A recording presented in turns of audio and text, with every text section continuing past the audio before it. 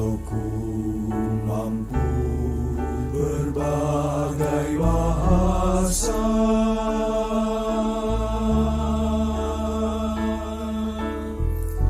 walau ku dapat mengerti semua,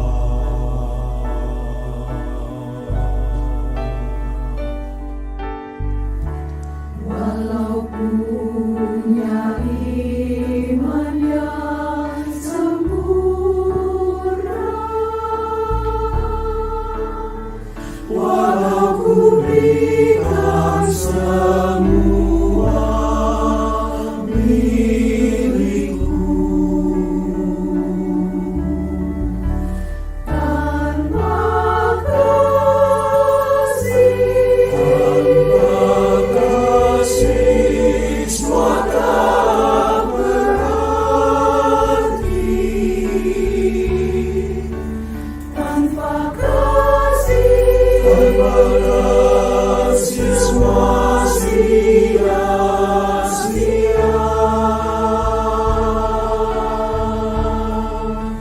tanpa kasih tak ada gunanya ku berbagi, tanpa kasih ku tak berharga.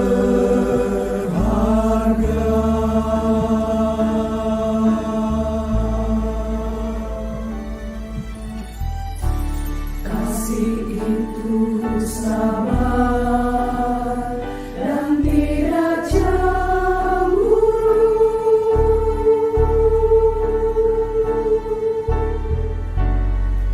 tidak sombong dan bermegah diri.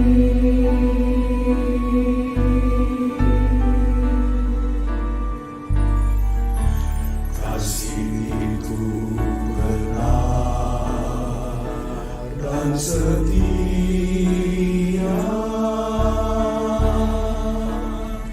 kasih iman pengharapan sampai akhir, tanpa kasih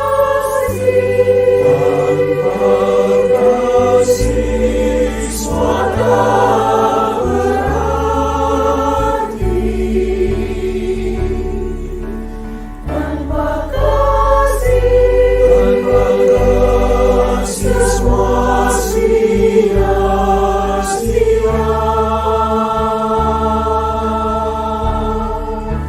tanpa kasih tak ada gunanya ku berbagi, tanpa kasih ku tak berharga.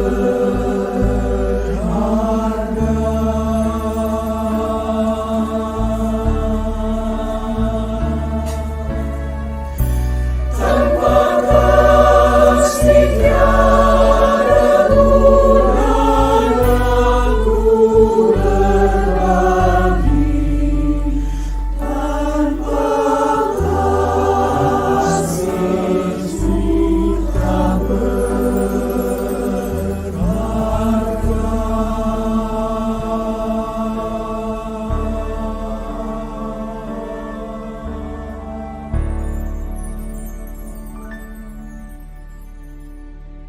Mari saudara, kita sebelum mendengarkan firman Tuhan, kita masuk di dalam doa. Kami mau buka hati kami ya Bapa untuk mendengarkan suara-Mu. Biarlah pemberitaan firman-Mu ini boleh menolong kami untuk mengerti apa yang menjadi kehendak-Mu di dalam kehidupan kami, khususnya di dalam mempraktekkan kasih di dalam kehidupan kami sehari-hari. Bapa, baik hamba-Mu yang menyampaikan maupun setiap kami yang mendengarkan, baik yang di tempat ini maupun yang ada di rumah, kami semua diberkati. Kami berdoa di dalam nama Tuhan kami Yesus Kristus. Amin. Bapak, Ibu, dan saudara sekalian, selama beberapa minggu kita terus berbicara tentang seri khotbah yang terbesar adalah kasih. Nah, hari ini kita akan sama-sama belajar tentang kasih itu bersukacita karena kebenaran. Mari kita buka ayatnya di dalam 1 Korintus pasal yang ke-13 ayat yang ke-6. Ya, 1 Korintus 13 ayat ke-6 kita akan baca bersama-sama. 1, 2, 3. Ia tidak bersukacita karena ketidakadilan, tetapi karena kebenaran. Ya, ia tidak bersukacita karena ketidakadilan, tetapi karena kebenaran. Nah, saudara, sebetulnya di situ ada 2 kali kata sukacita. Ya, ia tidak bersukacita karena ketidakadilan, tetapi dia bersukacita karena kebenaran.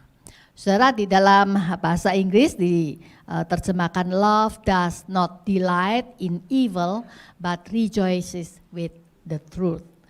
Saudara, 2 kali kata bersukacita atau kata delight and rejoice itu mempunyai akar kata Yunani yang sama, ya. Saudara, yang dimaksud dengan sukacita di sini bukan sukacita dalam arti ya kita menerima hadiah, kemudian kita senang, kita sukacita, kita tersenyum ya dan sebagainya. Enggak, lebih dari itu saudara. Sukacita yang dimaksud di sini adalah Anda harus bayangkan seperti ketika Anda menonton pertandingan sepak bola.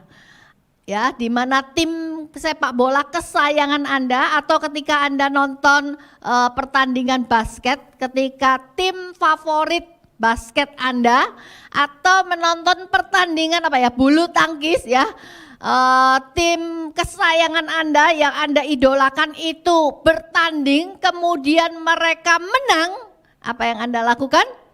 Wah, Anda nggak mungkin hore gitu ya.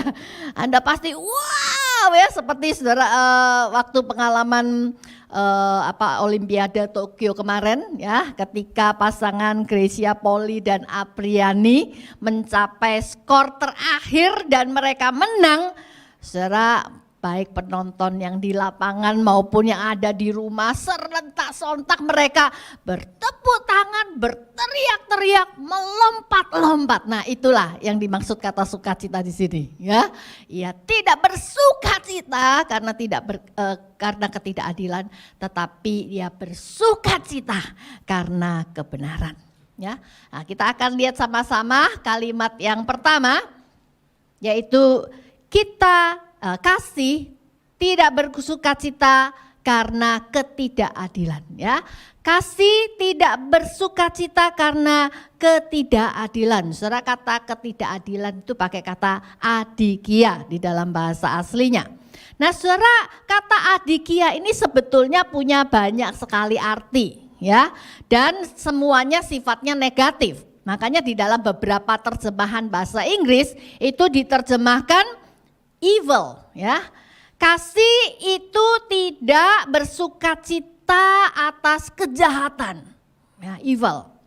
Di dalam terjemahan yang lain di dalam bahasa Inggris juga diterjemahkan sebagai wrongdoing, ya. Kasih itu tidak bersukacita karena perbuatan yang salah, ya. Di terjemahan King James diterjemahkan sebagai pelanggaran, iniquity, ya. Kasih itu tidak bersukacita karena pelanggaran atau dosa, ya. Di dalam terjemahan Alkitab bahasa Inggris Amerika, ya, dikatakan kasih itu tidak bersukacita karena ketidakbenaran. Ya, dan juga dalam bahasa Indonesia sama dengan New Life Translation, ya. Kasih itu tidak bersukacita karena ketidakadilan, ya. Jadi saudara, kasih itu tidak bersukacita karena ketidakadilan, karena kejahatan, karena perbuatan-perbuatan yang salah, karena pelanggaran, karena ketidakbenaran, ya. Nah, saudara, sampai di sini mungkin kita berkata, rasanya saya nggak pernah lakukan ini deh, ya. Rasanya nggak mungkin. Saya orang Kristen, masa saya bersukacita karena kejahatan? Masa saya bersukacita karena perbuatan yang salah, karena pelanggaran dosa, karena ketidakadilan atau ketidakbenaran? Nggak mungkin lah, rasanya enggak. Namun saudara, nanti dulu ya, kita coba periksa ya. Saya akan mengajukan beberapa pertanyaan ya. Nah saudara, pernahkah Anda tahu teman Anda di kantor nggak jujur dalam soal keuangan, tapi Anda nggak mau lapor kepada bos karena Anda takut dimusuhi?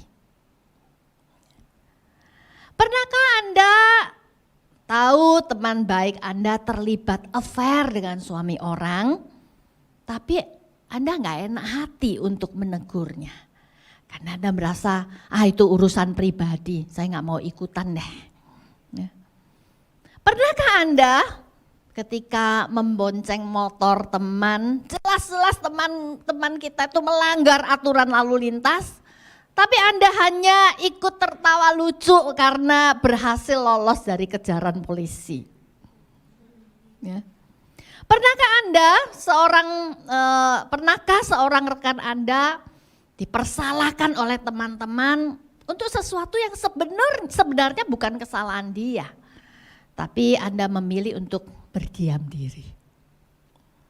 Pernahkah Anda ikut menggosipkan dengan seru teman atau rekan sepelayanan Anda di gereja karena dia jatuh dalam dosa? Pernahkah Anda merasa, aduh hati ini puas gitu ya, ketika musuh atau saingan Anda mendapat musibah dan Anda berkata, tuh kapok ya rasain deh. Ya. Pernahkah Anda diberhentikan secara sepihak oleh bos Anda dan Anda merasa senang mendengar berita mantan bos Anda mengalami musibah? Pernahkah Anda diselingkuhi oleh pacar dan merasa dia pantas menerima balasan yang setimpal ketika Anda mendengar berita bahwa dia diselingkuhi juga oleh pacar barunya? Saudara, saya nggak teruskan, masih banyak lagi. Ya. Saudara, setelah saya mengajukan beberapa pertanyaan ini bagaimana? Pernah? Satu atau dua? Ya. Jangan-jangan saudara, kita sebenarnya telah berulang-ulang kali bersukacita karena kejahatan. Ya. Saudara, ini yang terjadi pada gereja Korintus. Saudara, gereja Korintus itu mentolerir ya, perbuatan-perbuatan anggota jemaatnya yang pada saat itu ada yang melakukan perbuatan amoral.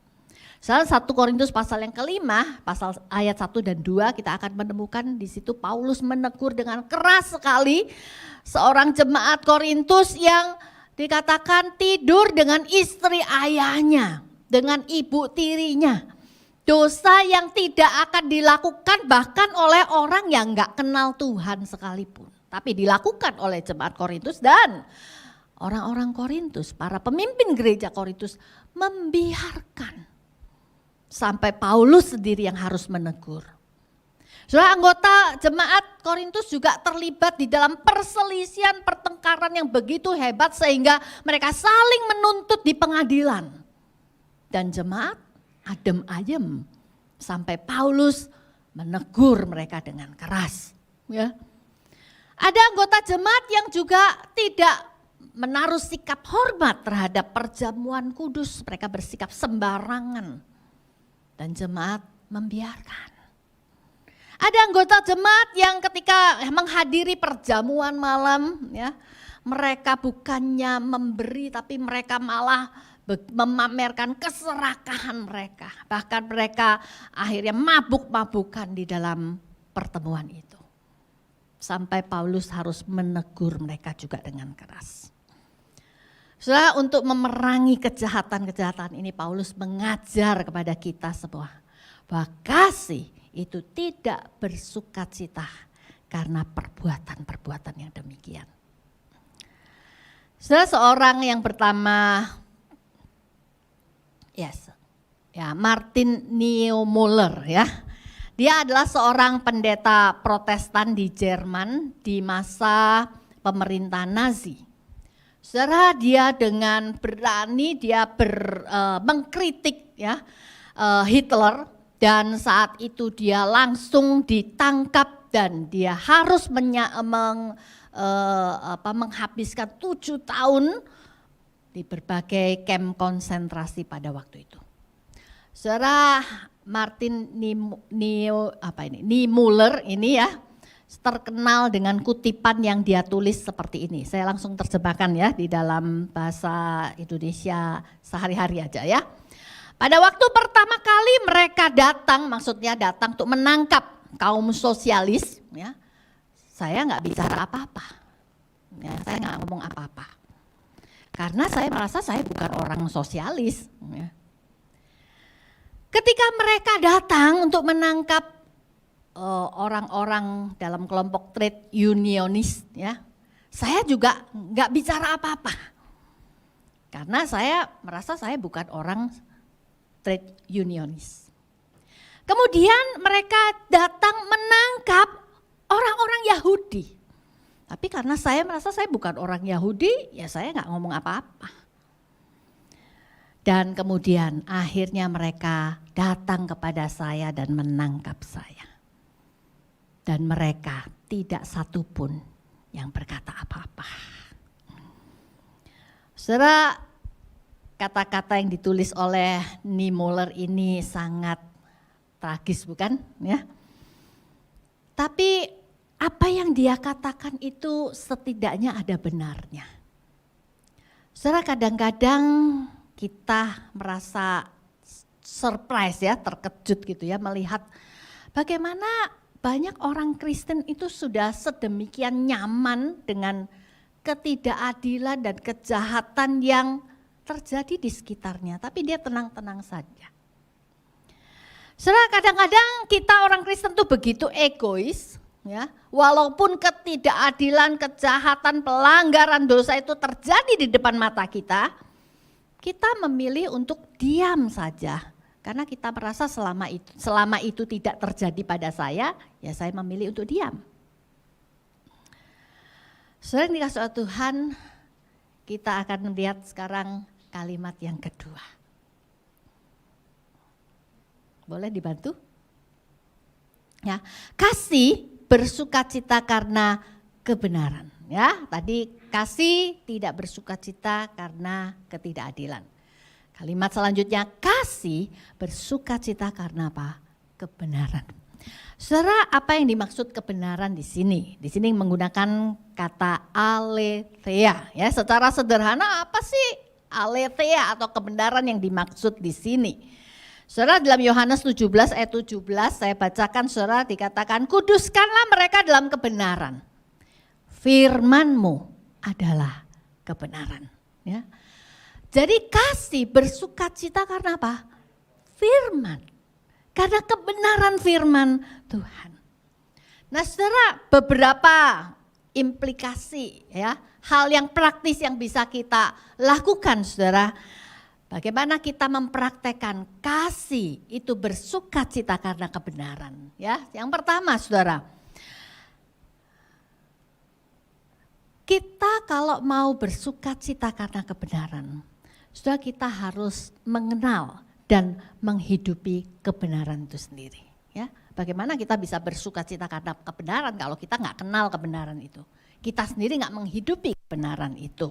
Ya, saudara, di dalam 3 Yohanes ayat yang keempat dikatakan, bagiku tidak ada sukacita yang lebih besar daripada mendengar bahwa anak-anakku hidup di dalam kebenaran. Saudara, ini hatinya Tuhan, ya, bahwa Tuhan itu punya kerinduan yang paling besar, ya, dan ini juga diungkapkan oleh Rasul Yohanes sendiri. Betapa sukacitanya yang terbesar adalah ketika dia mengetahui atau mendengar bahwa anak-anak rohaninya itu hidup di dalam kebenaran, dan ini juga hatinya Tuhan. Ya. Tuhan tidak mau kita itu sekedar tahu kebenaran, mendengar kebenaran, tetapi dia mau kita tahu kebenaran, mengenal kebenaran, dan sungguh kita menghidupinya atau melakukan kebenaran itu. Sehingga saudara, kita itu jadi peka terhadap pekerjaan Roh Kudus. Ketika Roh Kudus mengingatkan kembali kebenaran yang sudah kita simpan, kita dengar, kita kenal ya, maka Roh Kudus kita itu langsung apa? Kita langsung taat ya. Ketika kita melenceng dari kebenaran firman Tuhan, Roh Kudus akan mengingatkan kita dan kita langsung apa? Mentaatinya. Ya. Saudara, saya mau katakan ya, kita baru bisa mengasihi dengan benar kalau kita itu mengenal dan menghidupi kebenaran firman Tuhan. Kalau kita nggak mengenal dan menghidupi kebenaran firman Tuhan, maka kita mengasihi dengan cara yang salah. Saudara, ya. Saudara, seringkali kita mengasihi ya, sesama kita, mengasihi anggota keluarga kita, ya. Berdasarkan apa? Pemikiran kita sendiri. Berdasarkan perasaan kita, oh rasanya kayak gini nih. Ya. Berdasarkan pendapat banyak orang, menurut orang-orang harusnya gini. Ya. Atau aturan-aturan yang dibuat oleh standar-standar dunia ini. Dan kita tahu saudara, yang namanya standar dunia ini selalu berubah. Apa yang benar zaman dulu, generasi yang lalu belum tentu benar pada saat ini, ya. Saudara, akibatnya apa? Ketika kita mempraktekkan kebenaran dalam tanda petik itu menurut pikiran kita sendiri, perasaan kita sendiri, menurut apa kata orang, maka akibatnya kita jauh dari kehendaknya Tuhan. Saudara, kita baru bisa mengasihi dengan benar kalau kita mengenal dan menghidupi kebenaran. Saudara, dulu waktu masih remaja, anak saya Stefani itu pernah minta izin untuk pergi bersama teman-temannya, pergi party, ya, pesta bersama-sama dengan teman-temannya di sebuah klub, ya, kayak klub malam gitu. Dan waktu dia minta izin, saya bilang enggak, mama enggak izinkan kamu pergi ke tempat seperti itu. Saudara, kemudian respon dia adalah marah sekali. Dan dia sempat berkata, aku benci jadi anak mama papa. Kenapa sih papa mama ini gak seperti papa mamanya teman-temanku? Terus saya tanya, kayak apa sih papa mamanya teman-temanmu? Ya. Oh, papa mama temanku itu sayang sama anak-anaknya. Mereka tahu, mereka ngerti maunya anak-anaknya. Mereka itu teman-temanku tuh ya bebas pergi kemana aja. Mereka mau apa aja orang tuanya selalu kasih. Kenapa sih aku gak boleh ini, gak boleh itu. Aku harus begini, harus begitu. Saya waktu itu jawab, justru karena papa mama sayang kamu. Makanya kamu gak boleh pergi ke tempat itu. Ya. Setelah ketika anak saya ini sudah dewasa, dia sudah pergi ke kuliah di China, kemudian kuliah di Korea. Satu hari waktu dia lagi ngobrol sama saya, dia bilang, "Ma, ternyata mama benar. Ya. Karena mama didik saya, sayang sama saya dengan cara seperti itu, sesuai dengan firman. Saya enggak jadi tersesat." Ya. Saudara, kasih itu bersukacita karena kebenaran. Jadi saudara, kita harus mengenal dan menghidupi kebenaran itu. Ya. Ini implikasi yang pertama. Yang kedua saudara, implikasi yang kedua adalah kita tidak memberikan dukungan kepada orang yang melakukan kejahatan. Ya. Kita tidak memberi dukungan kepada orang yang melakukan kejahatan. Saudara, dari awal kita belajar tentang kasih ya di dalam 1 Korintus 13 ini, ya saya bacakan sekali lagi mulai ayat yang keempat dan kelima yang sudah kita pelajari minggu-minggu sebelumnya. Kasih itu sabar, kasih itu murah hati, dia tidak cemburu, dia tidak memegahkan diri dan tidak sombong. Ia tidak melakukan yang tidak sopan dan tidak mencari keuntungan diri sendiri. Dia tidak pemarah dan tidak menyimpan kesalahan orang lain. Saudara, kalau kita berhenti hanya sampai ayat 5 ini, ya, kita akan beranggapan enak banget, ya. Kita salah, wah sabar, ada orang yang sabar sama kita ya. Kalau kita melakukan pelanggaran, ada orang yang maafkan. Kalau kita berbuat dosa, ada orang yang murah hati memberi pengampunan kepada kita. Ya, sehingga kita seringkali beranggapan seolah-olah saudara, kita akhirnya bersikap lemah dan tolerir terhadap kelemahan, kesalahan dan pelanggaran. Ya. Tapi saudara, kasih itu tidak demikian ya. Kalau kita berhenti cuma sampai ayat kelima kemarin, kasih itu akhirnya seringkali disalahartikan sebagai ya kasih itu ya pokoknya bikin orang happy lah. Ya, bikin orang seneng lah. Yang penting baik-baik aja, ramah-ramah. Ya, jangan sampai bikin orang hatinya nggak senang. Jangan bikin hatinya terluka. Ya. Tapi saudara, ayat ke-6 ini bicara kasih tidak bersukacita karena kejahatan, karena pelanggaran, karena dosa, karena ketidakadilan dan seterusnya. Saudara, justru kita tidak boleh membiarkan kelemahan, kesalahan dan pelanggaran yang dilakukan oleh saudara kita itu terus terjadi. Ya. So ketika kita membiarkan, kita mendiamkan terus, artinya secara tidak sadar kita telah memberikan dukungan kepada orang itu sehingga orang itu terus melanjutkan kesalahan-kesalahannya. Terus melanjutkan pelanggaran-pelanggarannya. Saudara, itu sebabnya kasih bersukacita karena kebenaran. Maka kita harus berani melakukan tindakan korektif. Kita harus meninggalkan sikap sungkan. Kita harus meninggalkan sikap cuek. Kita harus meninggalkan sikap mementingkan diri sendiri demi kebaikan orang itu. Ya. Tentu setelah kita lakukan dengan sikap dan cara yang bijaksana tentunya. Ya. Tapi kita harus berani. Kita tidak memberikan dukungan dengan cara kita melakukan tindakan koreksi. Saudara, memang melakukan tindakan koreksi itu nggak enak ya. Nggak nyaman, kita bisa dimusuhi.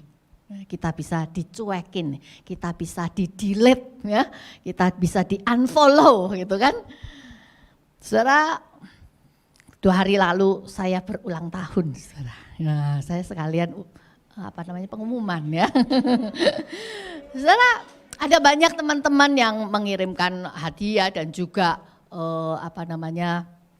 kue ulang tahun. Dan satu yang menarik perhatian saya dari guru sekolah minggu di Taman Kencana, saudara. Mereka memberikan kue dan kemudian ada satu gulungan kertas yang mereka tulis gitu ya. Nah saudara, mereka menulis antara lain mereka mengucapkan selamat ulang tahun dan ya beberapa di antara mereka berkata, "Semu, terima kasih untuk nasihatnya. Terima kasih sudah pernah mengajar saya. Ya, terima kasih untuk pengajaran, pengajaran sebetulnya saya bisa, kalau saya ingat-ingat ya, kayaknya saya itu kalau ngajar mereka bukan ngajar baik-baik ya. Saya sering tegur mereka dengan keras ya. Saya ingat waktu saya jadi pembina guru sekolah minggu berapa puluh tahun yang lalu, saya cukup tegas. Dan saya sering memberi teguran yang keras ketika mereka salah. Ya. Saudara, saya dimusuhi? Enggak. Mereka adalah orang yang sangat sayang sama saya. Saudara. Soalnya kadang-kadang kita itu takut duluan ya. Saya takut dimusuhi, makanya kita tidak mau melakukan tindakan koreksi. Tapi saudara percayalah, ketika kita melakukannya dengan hati yang sungguh dan tulus dan kita tahu itu adalah satu hal yang benar, lakukan saudara. Sekalipun engkau dimusuhi, gak apa-apa. Mungkin bertahun-tahun kemudian mereka akan berterima kasih pada saudara. Amin. Ya. Kasih itu bersukacita karena kebenaran. Ya. Implikasi yang ketiga saudara, kasih bersukacita karena kebenaran. Saudara, kita tidak bersukacita ketika musuh kita jatuh. Saudara, Allah itu kasih. Amin. Ya. Di dalam diri Allah itu sama sekali tidak ada kejahatan. tidak ada keburukan, tidak ada pelanggaran, tidak ada ketidakbenaran, tidak ada ketidakadilan, sedikit pun nggak ada. Nah, kalau Allah itu kasih, maka kasih yang sejati itu pasti juga tidak ada kejahatan di dalamnya. Ya, kasih dan kebenaran itu tidak bertentangan, tidak bisa dipisahkan. Ya, kasih yang sejati itu tidak ada keburukan, tidak ada pelanggaran, tidak ada ketidakbenaran, tidak ada ketidakadilan, sedikit pun tidak ada. Ya. Saudara, kalau kita membaca Kejadian pasal yang ketiga, ya, di dalam kisah kejatuhan manusia pertama di dalam dosa. Saudara perhatikan, saudara, apa reaksi Allah, ya, respon Allah ketika melihat Adam jatuh di dalam dosa. Saudara, Allah nggak bilang gini, tuh kan, saya kan sudah bilang, jangan makan buah itu. Sekarang terima aja akibatnya. Kamu sudah selayaknya dihukum. Saudara, kasih Allah yang menarik adalah kasih Allah justru sangat nyata dalam respon Allah terhadap dosa dan pelanggaran manusia pertama pada waktu itu. Saudara, respon Allah pertama-tama adalah bukan hukuman, tapi berita anugerah. Saudara, dalam Kejadian 3 ayat 13 sampai 15 ya, mulai dari ayat 11, ketika Tuhan tanya kepada Adam, siapa yang memberitahukan pada kamu bahwa engkau telanjang? Apakah engkau makan dari buah pohon yang kularang kau makan itu? Ya, seperti kita ketahui Adam kemudian lempar, ini gara-gara perempuan yang kau berikan padaku. Ya. Terus si Hawa juga lempar si ular, nih si ular yang menggoda aku. Dan kemudian Tuhan berkata kepada si ular, mulai hari ini engkau akan berjalan dengan perutmu dan engkau akan makan debu sampai seumur hidupmu. Dan ayat 15, Tuhan melanjutkan, aku akan mengadakan permusuhan antara engkau dan perempuan ini, antara keturunanmu dan keturunannya. Keturunannya akan meremukkan kepalamu dan engkau akan meremukkan tumitnya. Saudara, ini adalah janji Tuhan, janji keselamatan yang Tuhan berikan kepada Adam yang jatuh di dalam dosa. Setelah Tuhan mengucapkan ini, baru setelah itu Tuhan berikan hukuman kepada Adam dan juga kepada Hawa. Saudara, anugerah Allah mendahului hukuman. Saudara, bagaimana dengan kita? Saudara, saya percaya di sepanjang hidup kita, bahkan di dalam pelayanan kita di lingkungan gereja pun, kita pasti pernah ketemu dengan orang-orang yang menyakiti kita. Orang-orang yang pernah menggosipkan kita. Orang-orang yang memfitnah kita. Orang-orang yang melakukan hal yang buruk terhadap kita. Ya. Saudara, tetapi apa yang kita lakukan ketika kita mendengar orang-orang yang jahat sama kita ini kemudian mengalami kejadian yang buruk? Saudara, kasih tidak bersukacita atas kejatuhan, kemalangan, atau kegagalan musuh kita. Sebaliknya, kasih justru membuat kita ikut menangisi kejatuhan mereka. Kasih itu justru membuat kita prihatin. Saudara, saya belajar banyak dari suami saya ini ya. Hatinya sangat luas, itu saya akui saudara. Ya, sepanjang pelayanan kami memang beberapa kali dikecewakan. Ya, satu kali ya. Dia satu hari suami saya bilang gini, Yan, saya mau pergi mendoakan seseorang. Ya, boleh enggak kita bantu dia? Terus saya tanya siapa? Ya, terus dia sebutkan satu nama. Saya langsung bilang, kamu ingat enggak orang itu pernah begini-begini sama kamu? Udahlah, ini bukan waktunya untuk bersukacita atas kejatuhannya ya. Kita harus tetap mengasihi dia. Wow, kasih tepuk tangan sama suami saya ya. ya. Itu orangnya seperti itu ya. Walaupun saya tahu wah itu sebetulnya sangat menyakitkan, tapi dia bisa gitu loh ya.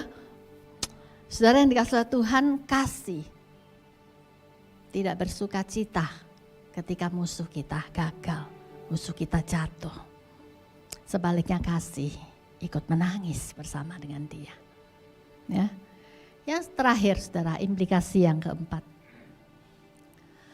Membawa orang kepada kebenaran. Ya, kasih bersukacita karena kebenaran. Apa yang harus kita lakukan? Membawa orang kepada kebenaran. Saudara, dalam Yohanes 14 ayat 16, ayat yang ke-6 Tuhan Yesus pernah berkata, "Akulah jalan dan kebenaran dan hidup. Tidak ada seorang pun yang datang kepada Bapa kalau tidak melalui aku." Apa itu kebenaran? Aletheia. Yesus berkata, "Aku kebenaran. Akulah aletheia." Saudara, kebenaran selain menunjuk kepada firman Allah, kebenaran itu juga menunjuk kepada firman yang menjadi manusia, yaitu Yesus itu sendiri. Saudara, dahulu kita adalah orang berdosa. Manusia terhilang ketika mengikuti kebenarannya sendiri. Saudara, kita perlu memperkenalkan Yesus kepada mereka. Kita perlu menyaksikan karya Yesus yang sudah kita alami di dalam hidup kita. Bagaimana Yesus sudah mati menggantikan kita. Dia bukan saja menyelamatkan kita dari konsekuensi dosa yaitu binasa. Tapi dia juga melepaskan kita dari kuasa dosa. Sehingga kita bisa menjadi umat Allah yang kudus. Dan dia juga memberikan Roh Kudus di dalam hati kita. Yang membantu kita. Sehingga kita bisa berkata tidak kepada dosa dan kejahatan. Sehingga kita mampu tidak bersukacita karena ketidakadilan. Saudara, manusia butuh dipulihkan hubungannya dengan Tuhan. Dosa sudah memisahkan manusia dengan Allah dan menempatkan mereka hidup di dalam kegelapan. Saudara, kita yang sudah menerima anugerah di dalam Yesus, kita perlu membawa mereka kepada kebenaran itu. Kita perlu bawa mereka kepada Yesus sang kebenaran itu. Saudara, Lukas 15 ayat 10 berkata, Yesus mengakhiri perumpamaan tentang dirham yang hilang dan domba yang hilang. Yesus berkata, demikian juga akan ada sukacita pada malaikat-malaikat Allah karena ada satu orang berdosa yang bertobat. Tahukah saudara, ketika seorang yang berdosa diselamatkan, di surga ada sukacita besar. Saudara, kasih bersukacita karena kebenaran. Kasih bersukacita ketika ada satu orang kita bawa kepada Kristus. Pertanyaannya, kapan terakhir kali kita membawa orang kepada Yesus? Ingat saudara, kita sedang berlomba dengan waktu. Kedatangan Tuhan Yesus sudah semakin dekat. Dunia ini sudah semakin jahat dan hati manusia semakin keras. Kiranya Tuhan menolong kita membawa orang kepada Tuhan Yesus. Mari kita berdoa. Bapa di surga, mampukan kami bukan hanya menjadi pendengar firman yang baik, tetapi pelaku-pelaku firman yang baik. Tolong kami ya Tuhan mempraktekkan kasih. Kasih yang bersukacita karena kebenaran. Roh Kudus, bantu kami meteraikan firman ini dalam hati kami sampai firman ini sungguh-sungguh menjadi praktek yang nyata dalam hidup kami. Hamba-Mu sudah berhenti bicara. Roh Kudus terus berbicara kepada setiap kami hari lepas hari di dalam nama Yesus. Amin. Tuhan memberkati.